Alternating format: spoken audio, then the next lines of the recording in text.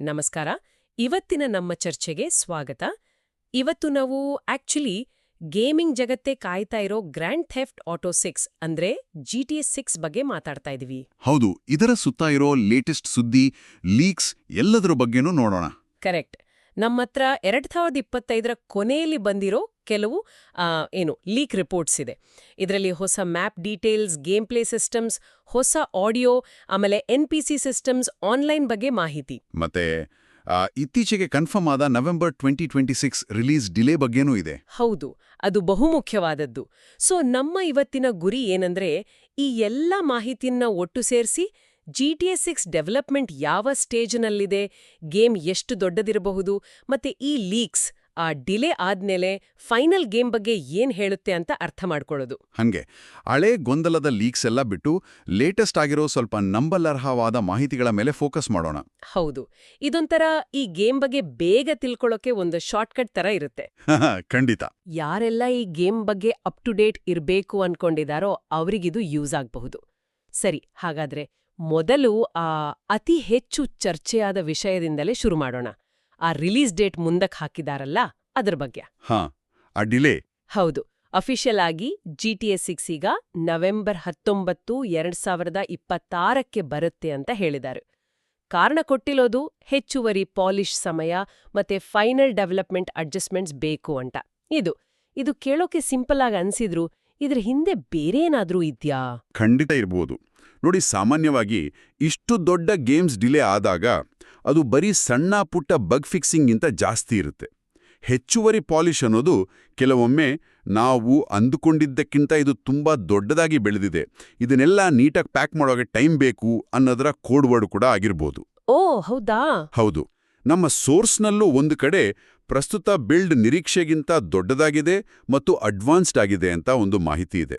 So ಇದು ಬರೀ error correction ಅಲ್ಲ, ಬದಲಾಗಿ ಗೇಮಿನ ಸ್ಕೋಪ್, ಅದರ ಆಂಬಿಷನ್ ಜಾಸ್ತಿ ಆಗಿರೋದನ್ನ ಸೂಚಿಸುತ್ತೆ. ಅಂದ್ರೆ ಇದು ನಾವು ಬಹುಶಃ ಹಿಂದೆಂದೂ ನೋಡಿರದ ಒಂದು ದೊಡ್ಡ ಗೇಮ್ ಆಗಿರಬಹುದಾ? ಸಾಧ್ಯತೆ ಇದೆ. ಅದು ನಿರೀಕ್ಷೆಗಳನ್ನಂತೂ ಖಂಡಿತ ಹೆಚ್ಚಿಸ್ತದೆ.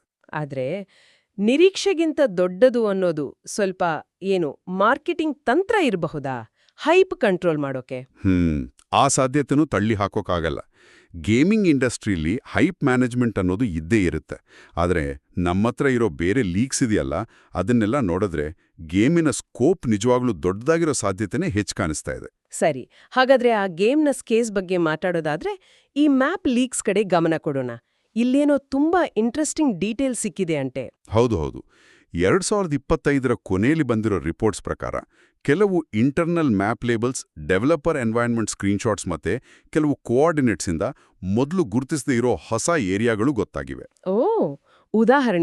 ಉದಾಹರಣೆಗೆ ಗೇಟರ್ ಕೀಸ್ ನಾರ್ತ್ ಅಂತ. ಇದೊಂದು ದೊಡ್ಡ ಜೌಗು ಪ್ರದೇಶ ಅಂತೆ. ಅಲ್ಲಿ ಆಳವಾದ ನೀರಿನ ದಾರಿಗಳು, ಸಣ್ಣಪುಟ್ಟ ಕ್ಯಾಬಿನ್ಗಳು ಮತ್ತೆ ವನ್ಯಜೀವಿಗಳು ತುಂಬಿರ್ತವಂತೆ. ವಾವ್, ಅಂದ್ರೆ ರೆಡ್ ಡೆಡ್ ತರನಾ? ಸ್ವಲ್ಪ ಫೀಲ್ ಇರ್ಬೋದು. ಹಾಗೇನೆ ಬೊಕಾವಿಂಟೋರಾ ಅಂತ ಒಂದು ಹೊಸ ಉಪನಗರ ಅಥವಾ ಲಕ್ಸುರಿ ಡಿಸ್ಟ್ರಿಕ್ಟ್ ಕೂಡ ಇದೆ ಅಂತ ಗೊತ್ತಾಗಿದೆ. ಜೌಗು ಪ್ರದೇಶ, ಲಕ್ಸುರಿ ಡಿಸ್ಟ್ರಿಕ್ಟ್, ಸಖತ್ ವೈವಿಧ್ಯತೆ ಅನಿಸುತ್ತೆ. ಖಂಡಿತ. ಅಷ್ಟೇ ಅಲ್ಲ, ರಾಕ್ ರಿಡ್ಜ್ ಎಸ್ಟೇಟ್ಸ್ ಅಂತ ದೊಡ್ಡ ದೊಡ್ಡ ಮಹಲುಗಳಿರೋ ರೆಸಿಡೆನ್ಷಿಯಲ್ ಏರಿಯಾ ಕೂಡ ಇದೆ. ಇದು ಬರೀ ಮ್ಯಾಪ್ ಸೈಜ್ ಬಗ್ಗೆ ಅಲ್ಲ, ಆಟಗಾರರಿಗೆ ಸಿಗುವ ಬೇರೆ ಬೇರೆ ತರದ ಎನ್ವೈರ್ಮೆಂಟ್ಸು, ಬೇರೆ ಬೇರೆ ಎಕ್ಸ್ಪೀರಿಯನ್ಸ್ ಬಗ್ಗೆನೂ ಇದು ಸುಳಿವು ಕೊಡುತ್ತೆ. ಹೌದು, ಜೌಗು ಪ್ರದೇಶದಲ್ಲಿ ಮೊಸಳೆಗಳಿಂದ ತಪ್ಪಿಸ್ಕೊಳ್ಳೋದ್ರಿಂದ ಹಿಡಿದು ದೊಡ್ಡ ಬಂಗ್ಲೆಗಳಲ್ಲಿ ಪಾರ್ಟಿ ಮಾಡೋವರೆಗೂ ಎಲ್ಲ ಇರುತ್ತಾ? ಹಂಗನ್ಸುತ್ತೆ. ಸಾಧ್ಯತೆ ಇದೆ. ಇನ್ನೊಂದು ಏರಿಯಾ, ವೈಸ್ ಡ್ಯೂನ್ಸ್ ಕೋಸ್ಟ್ಲೈನ್. ಇದು ರೇಸ್ಗಳಿಗೆ, ಇಲ್ಲಿಗಲ್ ಇಂಪೋರ್ಟ್ಸ್ಗೆಲ್ಲ ಸರಿ ಹೊಂದುವಂಥ ದೊಡ್ಡ ಬೀಚ್ ತರ ಕಾಣಿಸುತ್ತೆ. ಹೌದು. ಮತ್ತೆ ನಾರ್ತ್ ಬ್ಲೂ ಲೇಕ್ ರೀಜನ್ ಅಂತ ಒಂದು ಒಳನಾಡಿನ ಸರೋವರ ಪ್ರದೇಶ. ಅಲ್ಲಿ ಫಿಶಿಂಗು, ಬೋಟಿಂಗು, ಕ್ಯಾಂಪಿಂಗ್ ಈ ತರದ ಆಕ್ಟಿವಿಟೀಸ್ ಇರ್ಬೋದು. ಅಂದ್ರೆ ಗೇಮ್ ಪ್ಲೇನಲ್ಲೂ ತುಂಬಾ ವೆರೈಟಿ ಇರತ್ತೆ. ಅದೇ ತಾನೇ ಇಲ್ಲಿ ಇಂಟ್ರೆಸ್ಟಿಂಗ್ ಪಾಯಿಂಟ್. ಈ ಏರಿಯಾಗಳು ಬರೀ ಜಿಯೋಗ್ರಾಫಿಕ್ ವೆರೈಟಿ ಅಷ್ಟೇ ಅಲ್ಲ, ಗೇಮ್ ಪ್ಲೇ ವೆರೈಟಿನೂ ಸೂಚಿಸ್ತವೆ. ಅಷ್ಟೇ ಅಲ್ಲ, 2025ರ ಡೆವಲಪರ್ ಫೈಲ್ಸ್ನಲ್ಲಿ ಕೆಲವು ಅಪೂರ್ಣ ಹೆದ್ದಾರಿ ಎಕ್ಸಿಟ್ಸು, ಬ್ಲಾಕ್ ಮಾಡಿರೋ ರೋಡ್ಸ್ ಬಗ್ಗೆನೂ ಮಾಹಿತಿ ಇದೆ. ಹೌದಾ? ಅಂದ್ರೆ ಇದು ಬಹುಶಃ ಫ್ಯೂಚರ್ನಲ್ಲಿ ಗೇಮ್ ರಿಲೀಸ್ ಆದ್ಮೇಲೆ ಮ್ಯಾಪ್ ಎಕ್ಸ್ಪ್ಯಾನ್ಷನ್ ಮಾಡೋ ಪ್ಲಾನ್ ಇರಬಹುದು ಅನ್ನೋದಕ್ಕೆ ಒಂದು ಸ್ಟ್ರಾಂಗ್ ಹಿಂಟ್ ಕೊಡುತ್ತೆ. ಅಂದ್ರೆ ರಾಕ್ ಸ್ಟಾರ್ GTA 6 ಅನ್ನು ಲಾಂಗ್ ಟರ್ಮ್ ಸಪೋರ್ಟ್ ಮಾಡೋ ಯೋಚನೆಯಲ್ಲಿದೆ. ಓ, ಇದು GTA 5 ಆನ್ಲೈನ್ ಸಕ್ಸೆಸ್ ನೋಡಿದ್ರೆ ಆಶ್ಚರ್ಯ ಏನಿಲ್ಲ ಬಿಡಿ. ಹೌದು. ಅಂದ್ರೆ ಬರೀ ಒಂದು ದೊಡ್ಡ ವರ್ಲ್ಡ್ ಅಲ್ಲ, ಅದು ಕಾಲಕ್ರಮೇಣ ಬೆಳೀತಾ ಹೋಗೋ ವರ್ಲ್ಡ್ ಸಿಗ್ಬಹುದಾ? ಅದು ನಿಜಕ್ಕೂ ವಾವ್. ಸರಿ, ಈ ದೊಡ್ಡ ವರ್ಲ್ಡ್ನಲ್ಲಿ ಗೇಮ್ ಪ್ಲೇ ಸಿಸ್ಟಮ್ಸ್ ಹೇಗೆ ಕೆಲಸ ಮಾಡುತ್ತೆ? 2025ರ ಟೆಸ್ಟ್ ಡಾಕ್ಯುಮೆಂಟ್ಸ್ ಮೇಲೆ ಬೇಸ್ ಆಗಿರೋ ಕೆಲವು ಲೀಕ್ಡ್ ಸಿಸ್ಟಮ್ಸ್ ಬಗ್ಗೆ ಮಾತಾಡೋಣ. ಮೊದಲಿಗೆ ಎಲ್ಲರ ಗಮನ ಸೆಳೆದಿರೋ ಆ ಲಾ ಎನ್ಫೋರ್ಸ್ಮೆಂಟ್ ಸಿಸ್ಟಮ್, ಪೊಲೀಸರು. ಹಾ, ಕಾಪ್ಸ್ AI. ಹೌದು. ರಿಪೋರ್ಟ್ಸ್ ಪ್ರಕಾರ ಪೊಲೀಸ್ AIನಲ್ಲಿ ಅಂದ್ರೆ ಆರ್ಟಿಫಿಷಿಯಲ್ ಇಂಟೆಲಿಜೆನ್ಸ್ನಲ್ಲಿ ಸಖತ್ ಇಂಪ್ರೂವ್ಮೆಂಟ್ಸ್ ಮಾಡಿದಾರಂತೆ. ಪೊಲೀಸ್ ಆಫೀಸರ್ಸ್ಗೆ ಬೇರೆ ಬೇರೆ ಪರ್ಸನಾಲಿಟಿ ಪ್ರೊಫೈಲ್ಸ್ ಇರುತ್ತಂತೆ. ಅಂದ್ರೆ ಒಂದೊಬ್ಬ ಆಫೀಸರ್ ಒಂದೊಂದ್ ಥರ ಇರ್ಬೋದು. ಅಷ್ಟೇ ಅಲ್ಲ, ಸ್ಟೆಲ್ತ್ ಮಿಷನ್ಗಳಲ್ಲಿ ನಾವು ಮಾಡೋ ಸೌಂಡ್ ಕಂಡಿಡಿಯೋಕೆ ಟ್ರಯಾಂಗ್ಯುಲೇಷನ್ ಟೆಕ್ನಿಕ್ ಯೂಸ್ ಮಾಡ್ತಾರಂತೆ. ಹೈ ವಾಂಟೆಡ್ ಲೆವೆಲ್ಸ್ನಲ್ಲಿ ಡ್ರೋನ್ಸಿಂದ ಹುಡುಕ್ತಾರಂತೆ. ಮತ್ತೆ ಸಮುದ್ರದಲ್ಲಿ ಎಸ್ಕೇಪ್ ಆಗೋಕ್ ಟ್ರೈ ಮಾಡಿದ್ರೆ ಬ್ಯಾರಿಕೇಡ್ಸ್ ಆಗ್ತಾರಂತೆ. ಇದು GTA ಸೀರೀಸ್ನ ಒಂದು ಮೇನ್ ಆಸ್ಪೆಕ್ಟ್ನ ಇನ್ನಷ್ಟು ಡೀಪ್ ಮಾಡುತ್ತೆ. ಹಳೆ ಗೇಮ್ಸ್ನಲ್ಲಿ ಈ ಪೊಲೀಸರು ಹೆಚ್ಚಾಗಿ ಒಂದೇ ಥರ ಗುಂಪಲ್ಲಿ ಅಟ್ಯಾಕ್ ಮಾಡೋರು. ಆದರೆ ಈ ಪರ್ಸನಾಲಿಟಿ ಪ್ರೊಫೈಲ್ಸ್ ಇದ್ರೆ ಕೆಲವರು ಜಾಸ್ತಿ ಅಗ್ರೆಸಿವ್ ಇರ್ಬೋದು, ಕೆಲವರು ಟ್ಯಾಕ್ಟಿಕಲ್ ಆಗಿ ವರ್ತಿಸ್ಬೋದು. ಆ ಟ್ರಯಾಂಗ್ಯುಲೇಷನ್ ಅಂದ್ರೆ ಸೌಂಡ್ ಎಲ್ಲಿಂದ ಬರ್ತಿದೆ ಅಂತ 3 ಬೇರೆ ಬೇರೆ ಪಾಯಿಂಟ್ಸಿಂದ ಲೊಕೇಟ್ ಮಾಡೋದು. ಇದು ಸ್ಟೆಲ್ತ್ ಗೇಮ್ ಪ್ಲೇನ ಇನ್ನೂ ಚಾಲೆಂಜಿಂಗ್ ಮಾಡುತ್ತೆ. ಬರೀ ಕಾಣಿಸದೇ ಇದೆಯಾ ಸಾಲ್ದು, ಸೌಂಡ್ ಕೂಡ ಮಾಡಬಾರ್ದು. ಓ ಮೈ ಗಾಡ್. ಒಟ್ಟಾರೆಯಾಗಿ ಇದು ಪೊಲೀಸರ ಜೊತೆಗಿನ ಎನ್ಕೌಂಟರ್ಸ್ನ ಹೆಚ್ಚು ಡೈನಾಮಿಕ್, ಅನ್ಪ್ರೆಡಿಕ್ಟಬಲ್ ಮಾಡುತ್ತೆ. ಪ್ಲೇಯರ್ಸ್ ತಮ್ಮ ಸ್ಟ್ರಾಟಜಿನ ಸಿಚುವೇಶನ್ಗೆ ತಕ್ಕಂತೆ ಚೇಂಜ್ ಮಾಡಲೇಬೇಕಾಗತ್ತೆ. ಅಂದ್ರೆ ಪ್ರತಿ ಸಲ ಪೊಲೀಸರಿಂದ ಎಸ್ಕೇಪ್ ಆಗೋದು ಒಂಥರ ಹೊಸ ಪಜಲ್ ತರ ಇರತ್ತಾ? ಹಾ, ಹಂಗ್ ಹೇಳ್ಬೋದು. ಇದು ಗೇಮ್ನ ರೀಪ್ಲೇ ವ್ಯಾಲ್ಯೂನ ಖಂಡಿತ ಜಾಸ್ತಿ ಮಾಡುತ್ತೆ. ಸರಿ, next interesting system partner sync. ಇದು ನಮ್ಮ ಇಬ್ರು ಮೇನ್ ಕ್ಯಾರೆಕ್ಟರ್ಸ್ ಜೇಸನ್ ಮತ್ತೆ ಲೂಸಿಯಾ ಅವರ ನಡುವಿನ ಇಂಟರಾಕ್ಷನ್ಗೆ ಸಂಬಂಧಿಸಿದ್ದು. ಇದ್ರ ಬಗ್ಗೆ ಏನ್ ಲೀಕ್ಸ್ ಇದೆ? ಇದರ ಬಗ್ಗೆನೂ ಸ್ವಲ್ಪ ಮಾಹಿತಿ ಬಂದಿದೆ. ಹೇಳಿ. ಸೋರಿಕೆಯ ಪ್ರಕಾರ ಇಬ್ರು ಕ್ಯಾರೆಕ್ಟರ್ಸ್ ಒಟ್ಟಿಗೆ ಕೆಲವು ಆಕ್ಷನ್ಸ್ ಮಾಡಬಹುದು. ಉದಾಹರಣೆಗೆ ಸಿಂಕ್ರೊನೈಸ್ ಟೇಕ್ ಡೌನ್ಸ್ ಅಂದ್ರೆ ಇಬ್ರೂ ಸೇರಿ ಒಂದೇ ಟೈಮ್ನಲ್ಲಿ ಎನಿಮೀಸ್ನ ಅಟ್ಯಾಕ್ ಮಾಡೋದು. ಒಬ್ರು ಬ್ಯಾಗ್ನಿಂದ ಇನ್ನೊಬ್ರು ಐಟಮ್ಸ್ ತಗೊಳ್ಳೋದು ಅಂದ್ರೆ ಶೇರ್ಡ್ ಇನ್ವೆಂಟ್ರಿ. ಮತ್ತೆ ಫೈಟಿಂಗ್ ಟೈಮಲ್ಲಿ ಒಬ್ರಿಗೊಬ್ರು ಆಟೋಮ್ಯಾಟಿಕ್ ಆಗಿ ಕವರ್ ಫೈರ್ ಕೊಡೋದು. ಅಷ್ಟೇ ಅಲ್ಲ, ಕೆಲವು ಮಿಷನ್ಸ್ಗಳಲ್ಲಿ ಅವರಿಬ್ಬರ ನಡುವಿನ ಮಾತುಕತೆ, ಡಿಸಿಷನ್ಸ್, ಅದು ಕಥೆ ಹೇಗೆ ಮುಂದೆ ಹೋಗುತ್ತೆ ಅನ್ನೋದ್ರ ಮೇಲೆ ಪರಿಣಾಮ ಬೀರ್ಬೋದು ಅಂತೆ. ಇದರ ಇಂಪ್ಲಿಕೇಶನ್ ತುಂಬಾ ದೊಡ್ಡದು. ಇದು ಬರೀ ಕ್ಯಾರೆಕ್ಟರ್ ಸ್ವಿಚಿಂಗ್ ಸಿಸ್ಟಮ್ ಅಲ್ಲ, ಇದು ಅವರ ರಿಲೇಶನ್ಶಿಪ್, ಅವರ ಕೋಪರೇಷನ್ ಅನ್ನ ಗೇಮ್ನ ಒಂದು ಕೋರ್ ಮೆಕ್ಯಾನಿಕ್ ಮಾಡುತ್ತೆ. GTA 5ನಲ್ಲಿ 3 ಕ್ಯಾರೆಕ್ಟರ್ಸ್ ಇದ್ರು, ಅವರ ನಡುವಿನ ಡೈರೆಕ್ಟ್ ಕೋಆಪರೇಟಿವ್ ಆಕ್ಷನ್ಸ್ ಇಷ್ಟು ಡೀಪಾಗಿರ್ಲಿಲ್ಲ. ಹೌದು, ನಿಜ. ಈ ಪಾರ್ಟ್ನರ್ ಸಿಂಕ್ ಸಿಸ್ಟಮ್ ಸ್ಟೋರಿಗೆ ಒಂದು ಇಮೋಷನಲ್ ವೇಟ್ ಕೊಡಬಹುದು, ಗೇಮ್ ಪ್ಲೇಗೆ ಹೊಸ ಸ್ಟ್ರಾಟಜಿಕ್ ಲೇಯರ್ ಆಡ್ ಮಾಡಬಹುದು. ಒಂದು ಕಷ್ಟದ ಸಿಚುವೇಶನ್ನಲ್ಲಿ ಇಬ್ಬರ ಸ್ಕಿಲ್ಸ್ನ ಹೇಗೆ ಒಟ್ಟಿಗೆ ಯೂಸ್ ಮಾಡ್ತೀವಿ ಅನ್ನೋದು ಮುಖ್ಯವಾಗುತ್ತೆ. ಇದು ಬರೀ ಮಿಷನ್ಗ್ ಮಾತ್ರನಾ ಅಥವಾ ಓಪನ್ ವರ್ಲ್ಡ್ ಅಲ್ಲೂ ಇರುತ್ತಾ? ಅದು ನೋಡ್ಬೇಕು. ಬಹುಶಃ ಓಪನ್ ವರ್ಲ್ಡ್ನಲ್ಲೂ ಅವರ ಇಂಟರಾಕ್ಷನ್ ಅನಿರೀಕ್ಷಿತವಾಗಿ ಕಾಣಿಸ್ಕೊಳ್ಬೋದು.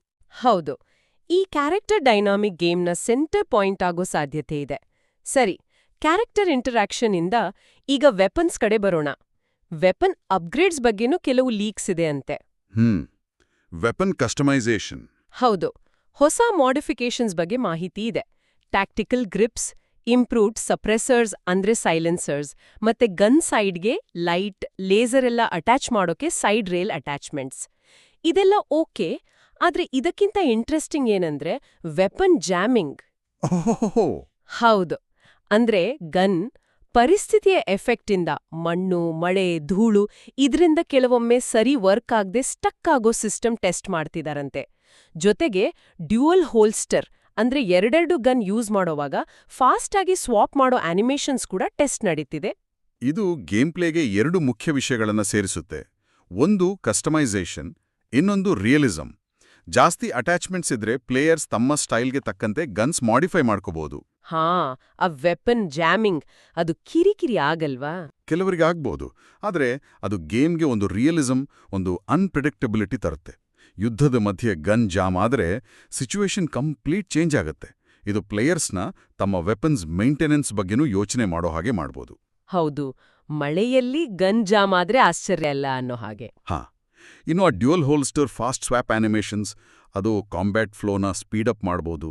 ಸರಿ, ಅಂದ್ರೆ ಗನ್ ಹಿಡಿದು ಶೂಟ್ ಮಾಡೋದು ಅಷ್ಟೇ ಅಲ್ಲ, ಅದನ್ನ ನೋಡ್ಕೊಳ್ಳೋದು ಮುಖ್ಯ ಆಗುತ್ತೆ. ಈಗ ಈ ರಿಯಲಿಸ್ಟಿಕ್ ವರ್ಲ್ಡ್ನ ಇನ್ನಷ್ಟು ನೈಜ ಮಾಡೋ ಆಡಿಯೋ ಬಗ್ಗೆ ಮಾತಾಡೋಣ. 2025ರ ಕೊನೆಯಲ್ಲಿ ಲೀಕ್ ಆದ ಆಡಿಯೋ ಫೈಲ್ಸ್ ಕೆಲವು ಹೊಸ ಸೌಂಡ್ ಎನ್ವಿರಾನ್ಮೆಂಟ್ಸ್ ಬಗ್ಗೆ ಹೇಳುತ್ತೆ. ಮೊದಲಿಗೆ ಹರಿಕೇನ್ ಅಂದ್ರೆ ಚಂಡಮಾರುತದ ಟೈಮ್ನ ಸೌಂಡ್ಸ್. ಇದು ಇಂಟ್ರೆಸ್ಟಿಂಗ್. ರಿಪೋರ್ಟ್ಸ್ ಪ್ರಕಾರ ಚಂಡಮಾರುತದ ಟೈಮಲ್ಲಿ ಬಿಲ್ಡಿಂಗ್ಸ್ಗೆ ಹೊಡೆಯೋ ವಸ್ತುಗಳ ಸೌಂಡ್, ರೇಡಿಯೋದಲ್ಲಿ ಬರೋ ಎಮರ್ಜೆನ್ಸಿ ಅಲರ್ಟ್ಸ್, ಭಯದಲ್ಲಿ ಮಾತಾಡೋ NPCಗಳ ವಾಯ್ಸ್, ಜೋರು ಗಾಳಿಗೆ ಮೆಟಲ್ ವಸ್ತುಗಳು, ಸೈನ್ ಬೋರ್ಡ್ಗಳು ಬಾಗೋ ಸದ್ದು, ರೋಡಲ್ಲಿ ರಭಸವಾಗಿ ನೀರ್ ಹರಿಯೋ ಸದ್ದು ಇದೆಲ್ಲ ಇರುತ್ತಂತೆ. ಇದು ನಿಜಕ್ಕೂ ಇಮರ್ಸಿವ್ ಎಕ್ಸ್ಪೀರಿಯನ್ಸ್ ಕೊಡೋ ಕೆಪಾಸಿಟಿ ಹೊಂದಿದೆ. GTA ಸೀರೀಸ್ನಲ್ಲಿ ವೆದರ್ ಚೇಂಜಸ್ ಇದ್ದೇ ಇತ್ತು, ಆದರೆ ಇಷ್ಟು ಡೀಟೇಲ್ಡು, ಇಷ್ಟು ಡೈನಾಮಿಕ್ ಸೌಂಡ್ಸ್ ಮೂಲಕ ಅದನ್ನು ಎಕ್ಸ್ಪೀರಿಯನ್ಸ್ ಮಾಡೋದು ಹೊಸ್ತು. ಹೌದು, ಚಂಡಮಾರುತ ಅಂದ್ರೆ ಬರೀ ನೋಡೋದಲ್ಲ, ಅದರ ಭಯಾನಕತೆ ಕೇಳಿಸ್ಬೇಕು. ಕರೆಕ್ಟ್. ಅದು ಬರೀ ವಿಜುವಲ್ ಸ್ಪೆಕ್ಟಾಕಲ್ ಆಗದೆ ಸೌಂಡ್ಸ್ ಮೂಲಕ ಅದನ್ನ ಡೇಂಜರ್ನ ನಮಗೆ ಫೀಲ್ ಮಾಡಿಸುತ್ತೆ. ಇದು ಗೇಮ್ನ ಅಟ್ಮಾಸ್ಫಿಯರ್ನ ನೆಕ್ಸ್ಟ್ ಲೆವೆಲ್ಗೆ ತಗೊಂಡೋಗುತ್ತೆ. ಖಂಡಿತ. ಸೌಂಡ್ ಡಿಸೈನ್ ತುಂಬಾ ಮುಖ್ಯ. ಇದ್ರ ಜೊತೆಗೆ ಹೊಸ ವೈಲ್ಡ್ ಲೈಫ್ ಆಡಿಯೋ ಬಗ್ಗೆನೂ ಮಾಹಿತಿ ಇದೆ. Animal sounds. ಹೌದು, ಲೀಕ್ ಆದ ಆಡಿಯೋ ಪ್ಯಾಕ್ನಲ್ಲಿ ಪ್ಯಾಂಥರ್ಸ್, ವೈಲ್ಡ್ ಬೋರ್ಸ್ ಅಂದ್ರೆ ಕಾಡು ಹಂದಿಗಳು, ದೊಡ್ಡ ಸೈಜ್ ಮೊಸಳೆಗಳು, ಆಮೇಲೆ ಜೌಗು ಪ್ರದೇಶದಲ್ಲಿ ಕೇಳೋ ಕೀಟಗಳ ಸೌಂಡ್, ಇದು ಬೇರೆ ಬೇರೆ ಟೈಮಲ್ಲಿ ಬೇರೆ ಬೇರೆ ಥರ ಇರುತ್ತಂತೆ, ಡೈನಾಮಿಕ್ ಆಗಿ. ರಾತ್ರಿ ಹೊತ್ತು ಕೇಳೋ ಪ್ರೆಡೇಟರ್ಸ್ ಘರ್ಜನೆಗಳು, ಈ ಥರದ ಸೌಂಡ್ಸ್ ಇದೆಯಂತೆ. ಇದು ನಾವು ಮೊದಲು ಮಾತಾಡಿದ್ವಲ್ಲ, ಗೇಟರ್ ಕೀಸ್ ನಾರ್ತ್ ಅಂತ, ಆ ಥರದ ಹೊಸ ಎನ್ವಾನ್ಮೆಂಟ್ಸ್ಗೆ ಜೀವ ಕೊಡುತ್ತೆ. ಬರೀ ನೋಡೋಕ್ ಮಾತ್ರ ಅಲ್ಲ, ಕೇಳೋಕೂ ಆ ಜಾಗಗಳು ಹೆಚ್ಚು ಲೈವ್ಲಿ, ಹೆಚ್ಚು ಡೇಂಜರಸ್ ಅನ್ಸುತ್ತೆ. ರಾತ್ರಿ ಹೊತ್ತು ಆ ಜೌಗು ಪ್ರದೇಶದಲ್ಲಿ ಓಡಾಡಿದ್ರೆ ಎದೆ ಬಡಿತ ಜೋರಾಗೋದು ಗ್ಯಾರಂಟಿ. ಇದು ರೆಡ್ ಡೆಡ್ ರಿಡೆಂಪ್ಷನ್ 2ನಲ್ಲಿದ್ದ ವೈಲ್ಡ್ ಲೈಫ್ ಆಡಿಯೋನ ಇನ್ನೊಂದು ಸ್ಟೆಪ್ ಮುಂದೆ ತಗೊಂಡೋಗೋ ಪ್ರಯತ್ನ ಇರ್ಬೋದು. ಹೌದು. ಆಡಿಯೋ ಲೀಕ್ಸ್ನಲ್ಲಿ ಇನ್ನೊಂದು ಕ್ಯೂರಿಯಸ್ ವಿಷಯ ಅಂದ್ರೆ ಕೆಲವು ಹೀಸ್ಟ್ ಅಂದ್ರೆ ದರೋಡೆ ಮತ್ತೆ ಮಿಷನ್ಸ್ಗಳಿಗೆ ಸಂಬಂಧಪಟ್ಟ ಡೈಲಾಗ್ ಪೀಸಸ್. ಏನ್ ಹೇಳುತ್ತದು? ಉದಾಹರಣೆಗೆ, ನಾರ್ತ್ ಎಂಟ್ರೆನ್ಸ್ ಲಾಕ್ಡೌನ್ ಮಾಡಿ, ಈಗ ಪವರ್ ಗ್ರಿಡ್ ಕಟ್ ಮಾಡಿ, ಪೋರ್ಟ್ ಡ್ರಾಪ್ ಪಾಯಿಂಟ್ ಸೆಕ್ಯೂರ್ ಆಗಿದೆ, ಬೋಟ್ನ ಕೆಳಗಿನ ಡಾಕ್ಗೆ ಮೂವ್ ಮಾಡಿ, ಈ ತರಹದ ಕೆಲವು ಲೈನ್ಸ್ ಕೇಳಿ ಬಂದಿದ್ಯಂತೆ. ಇವು ಚಿಕ್ಕ ಲೈನ್ಸ್ ಆದ್ರೂ ಮಿಷನ್ಸ್ನ ಸ್ವರೂಪ, ಅದರ ಕಾಂಪ್ಲೆಕ್ಸಿಟಿ ಬಗ್ಗೆ ಒಳ್ಳೆ ಸುಳುವು ಕೊಡುತ್ತೆ. ಲಾಕ್ಡೌನ್ ಮಾಡಿ, ಗ್ರಿಡ್ ಕಟ್ ಮಾಡಿ ಅಂತೆಲ್ಲ ಇದ್ರೆ ಅದು ಒಂಥರ ಕೋಆರ್ಡಿನೇಟೆಡ್ ಮಲ್ಟಿ ಸ್ಟೇಜ್ ಆಪರೇಷನ್ಸ್ ಇರ್ಬೋದಂತ ಸೂಚಿಸುತ್ತೆ. ಪೋರ್ಟ್ ಡ್ರಾಪ್ ಪಾಯಿಂಟ್, ಕೆಳಗಿನ ಡಾಕ್, ಈ ಥರದ ರೆಫರೆನ್ಸ್ ಇದ್ರೆ ಅದು ಸ್ಪೆಸಿಫಿಕ್ ಲೊಕೇಶನ್ಸ್ ಟಾರ್ಗೆಟ್ ಮಾಡೋ ಅಥವಾ ಯೂಸ್ ಮಾಡ್ಕೊಳ್ಳೋ ಮಿಷನ್ಸ್ ಇರ್ಬೋದಿದು. GTA 5 ಹೀಸ್ಟ್ಸ್ಗಿಂತ ಇನ್ನೂ ದೊಡ್ಡ, ಇನ್ನೂ ಡೀಪ್ ಆದ ದರೋಡೆಗಳು ಇರುತ್ತಾ ಅನ್ನೋ ಪ್ರಶ್ನೆ ಮೂಡಿಸುತ್ತೆ. ಹೌದು, ಈ ಸಣ್ಣ ಡೈಲಾಗ್ಸ್ ದೊಡ್ಡ ಪಿಕ್ಚರ್ನ ಒಂದು ಪೀಸ್ ಇರಬಹುದು. ಸರಿ, ಈ ಎಲ್ಲ ಎಕ್ಸ್ಪೀರಿಯನ್ಸ್ನ ಸಾಧ್ಯ ಮಾಡೋ ಟೆಕ್ನಾಲಜಿ ಬಗ್ಗೆ ನೋಡೋಣ. ಎಂಜಿನ್ ಇಂಪ್ರೂವ್ಮೆಂಟ್ಸ್ ಬಗ್ಗೆ 2025ರ ಬಿಲ್ಡ್ ನೋಟ್ಸ್ನಲ್ಲಿ ಕೆಲವು ಇಂಟ್ರೆಸ್ಟಿಂಗ್ ವಿಷಯ ಇದೆ. ಮೊದಲನೆಯದು ವಾಟರ್ ಫಿಸಿಕ್ಸ್ V3. ನೀರಿನ ಭೌತಶಾಸ್ತ್ರ ಇದು GTAಗೆ ತುಂಬಾ ಮುಖ್ಯ. ಇದರ ಡೀಟೇಲ್ಸ್ ಕೇಳಿ. ಲೈವ್ ವಾಟರ್ ಡಿಸ್ಪ್ಲೇಸ್ಮೆಂಟ್ ಅಂದ್ರೆ ವಸ್ತುಗಳು ನೀರಿನ ಮೇಲೆ ಹೋದಾಗ ನೀರು ರಿಯಲಿಸ್ಟಿಕ್ ಆಗಿ ಅಲುಗಾಡುತ್ತೆ. ಹರಿಕೇನ್ ಟೈಮ್ನಲ್ಲಿ ಕೆಲವು ಏರಿಯಾಗಳು ಫ್ಲಡ್ ಆಗಬಹುದು, ಜೋರು ಅಲೆಗಳು ಬೋಟ್ಸು, ಕಾರ್ಸ್ನ ತಳ್ಳಬಹುದು, ಮತ್ತೆ ರೋಡ್ ಮೇಲೆ ನಿಂತಿರೋ ನೀರು ವೆಹಿಕಲ್ ಟ್ರಾಕ್ಷನ್ ಮೇಲೆ ಎಫೆಕ್ಟ್ ಮಾಡಬಹುದು. ಅಬ್ಬಾ, ಅಂದ್ರೆ ನೀರು ಬರೀ ನೋಡೋಕೆ ಚೆನ್ನಾಗಿರೋ ಬ್ಯಾಕ್ಗ್ರೌಂಡ್ ಅಲ್ಲ, ಅದು ಗೇಮ್ ಪ್ಲೇ ಮೇಲೆ ಡೈರೆಕ್ಟಾಗಿ ಎಫೆಕ್ಟ್ ಮಾಡೋ ಒಂದು ಡೈನಮಿಕ್ ಎಲಿಮೆಂಟ್ ಆಗತ್ತೆ. ನಾವು ಮಾತಾಡಿದ hurricanes, wise dunes, coast line, ಈ ಥರ ಜಾಗಗಳಲ್ಲಿ ಇದು ತುಂಬಾ ಕ್ರೂಷಿಯಲ್. ಹೌದು. ಬೋಟ್ ಓಡಿಸೋದು, ಈಜೋದು, ಮಳೆಲಿ ಕಾರ್ ಡ್ರೈವ್ ಮಾಡೋದು, ಎಲ್ಲದರ ಮೇಲೂ ಇದು ಪರಿಣಾಮ ಬೀರಬಹುದು. ಖಂಡಿತ. ಇದು ಗೇಮ್ ವರ್ಲ್ಡ್ನ ಹೆಚ್ಚು ಇಂಟರಾಕ್ಟಿವ್ ಮಾಡುತ್ತೆ.